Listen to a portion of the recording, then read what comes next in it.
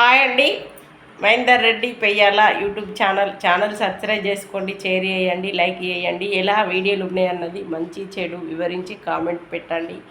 తప్పును తప్పు, ఒప్పును ఒప్పు అని ఒప్పుకునే ధైర్యం ఈ సత్యవకు ఉందండి. తప్పైతే నాది తప్పే అని సరిదిద్దుకుంటా, ఒప్పైతే కాస్త సంతోషపడతా. కానీ ఈ రోజుల్లో అందరూ కొడుకులు ఉన్నవారింట్లో బిడ్డలు పుడుతుర్రు, బిడ్డలు ఉన్నవారింట్లో కొడుకులు పుడుతుర్రు కాదు ఈ లోకంలో. ఈ సంవత్సరం అయితే పోయిన సంవత్సరంలో ఎక్కువ మందికి బిడ్డలు పుట్టిరు. ఈ సంవత్సరంలో కూడా కొడుకులు కావాలనుకున్న వాళ్ళకు బిడ్డలు పుడుతురు. ఇలా ఎందుకు అని నేను అన్ని శివుడి బుక్లో చదువుతా కదండి. నేను శివుని చరిత్రలనే తెలుసుకున్నా. ఆ దేవుడు బిడ్డల్ని ఎందుకు ఇస్తాడంటే, ఒక్కటోది లక్ష్మీదేవికి ఇష్టమైతే బిడ్డలు వస్తారట. మీరు బిడ్డలు పుట్టిరని బాధపడద్దు. రెండోది, మీరు ఎవరికైనా దానం ధర్మం ఇంట్లో ఉండి కూడా లేదు లేదు లేదు లేదు అని దాచుకుంటారట. అటువంటి వాళ్లకు బిడ్డల్ని ఇస్తాడట.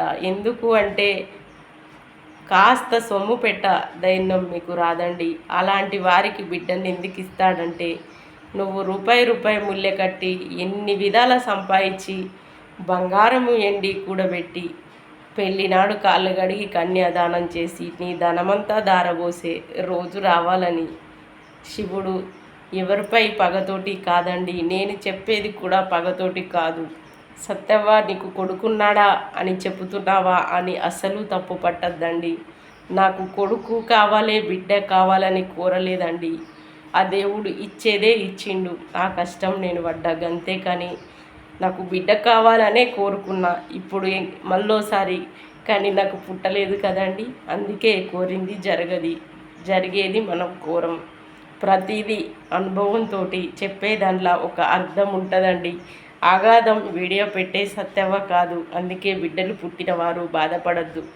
ఎన్నో జన్మల పుణ్యం ఉంటే బిడ్డలు పుడతారు. లేదంటే ఈ జన్మల దాన ధర్మం లేకపోయినా బిడ్డలు పుడతారు. మీరు పోయిన జన్మల పుణ్యమే అనుకోండి. ఈ జన్మల మీకు దాన ధర్మాలు చేసే గుణం, ఇచ్చి పుచ్చుకునే కాడ కరెక్ట్ గుణం ఉందా లేదా గమనించుకోండి. అలాంటి గుణం ఉన్నవారికే ఖచ్చితంగా సమానంగా కొడుకు బిడ్డల్ని ఇస్తాడు.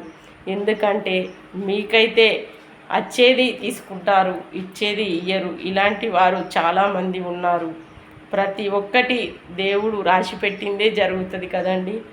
అందుకే ఇచ్చేదైనా తీసుకునేదైనా సమానంగా ఇవ్వండి.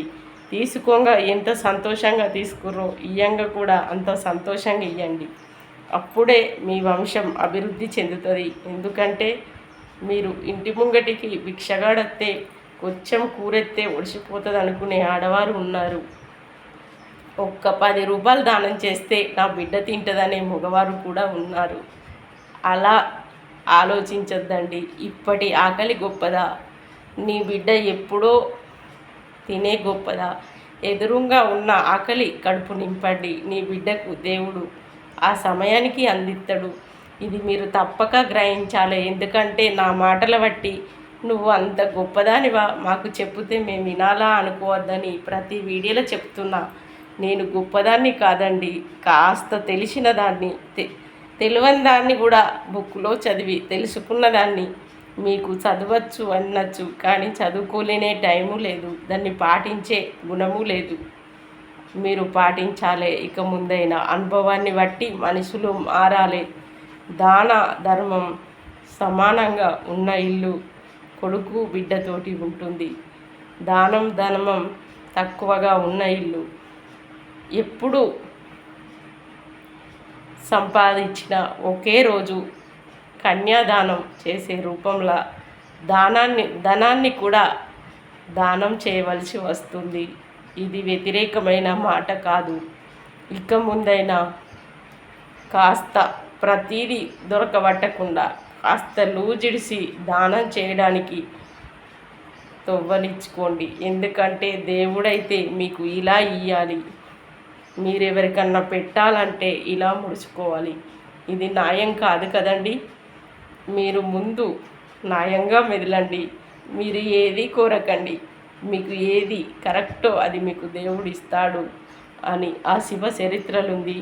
కావాలంటే సిద్ధానంద గురువు రాసిన శివుని బుక్కు దానాలు చేస్తుర్రు. బుక్ డిపోలో కూడా ఉన్నాయి. నేను చెప్పేది కూడా అబద్ధమైతే మీరు శివుని బుక్ తెచ్చుకొని ప్రతి ఒక్కరూ చదువుకున్నవారే ఆ బుక్లో చదువుకోండి.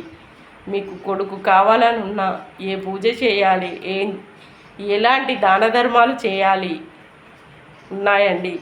బిడ్డ కావాలన్నా ఎలాంటి పూజలు చేయాలి, బిడ్డనే వస్తుంది ఉన్నాయండి. దేవుడిని మించింది ఏముందండి. అందుకే మీ కోరిక తీరాలంటే నెయ్యి పోసి తేనె పోసి దీపం పెట్టడం కాదండి. ఇంటి ముందటికి వచ్చిన వాళ్ళకు లేదు అనుకుంటా ముందు దానం చేయండి. బావిలో నీళ్ళు ఊరినట్టు మీ సంపద ఊరుతుంది, మీ వంశము అభివృద్ధి చెందుతుంది. ఇవి గ్రహించిన రోజే మీ ఇంట్లో వంశాభివృద్ధి జరుగుతుంది అని చెప్పాడండి. మీరు తప్పనుకోవద్దు. నన్ను ఎవ్వరు కూడా అందరి మంచికి నేను వీడియో పెడతా. నాకు డబ్బులు రావాలి, మీరు బాధపడాలని అయితే ఏ వీడియో చెప్పలేను. నాది పొరపాటు అయితే మీరు బుక్కులో చదువుకొని గ్రహించుకోండి. ఎందుకంటే నేను నిజాలే చెప్తున్నా కాబట్టి నాపై నాకు నమ్మకం ఉంది. చివరిగా చెప్పేది ఏంటంటే బిడ్డలు పుట్టిరని బాధపడద్దు, కొడుకులు వచ్చిరని సంబరపడద్దు. ఈ రోజుల్లో అందరూ సమానమే. సమానము అంటే బతకడానికి సమానం అండి. ఎన్ని డ్రెస్సులు వేసినా ఆడపిల్ల మగపిల్లాడు కాదు, ఎన్ని చీరలు కట్టినా మగపిల్లాడు ఆడపిల్ల కాదు. అలాగే దాన ధర్మం చేసిన ఆ గుణం, ఆ ఫలితం మనకు రాకుండా పోదు. ఇది గ్రహించి న్యాయంగా మీ మనసు చెప్పినట్టు మెదలండి. ఎవరికైనా ఏది ఉన్నా లేదు లేదు లేదు అనద్దు. మనిషికి లేదు కావచ్చు అనుకుంటుంది, పైనుండి చూసే దేవుడు ఉన్నది ఉన్నది లేదంటుంది చూసుకుంటా అనుకుంటాడటండి. బాయ్ అండి, మంచిగా మెదలండి.